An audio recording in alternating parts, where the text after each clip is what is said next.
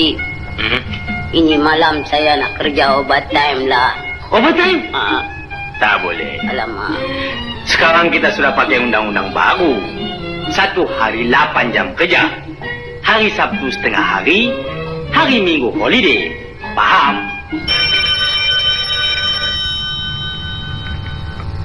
Oi, hai. Siapa sana cakap? Saya orang kaya lah. Saya minta kau tolong kidnap sama saya. Kidnap? Dapat biar?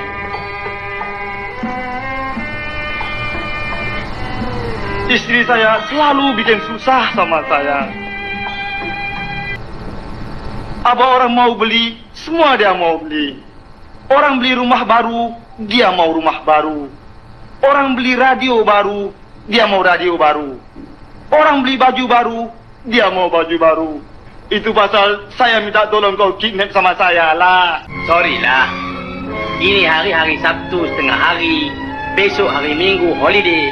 Kalau awak mau saya kidnap sama awak, hari Senin boleh lah. Kalau kau tak mau kidnap saya ini hari, saya panggil lain penyamun. Kalau awak berani mencari lain penyamun, seluruh persatuan penyamun akan mengambil tindakan. Cik, kalau tak boleh kerja overtime pun tak apalah Cik. Tapi saya minta tolong sedikit, boleh tak? Minta tolong apa?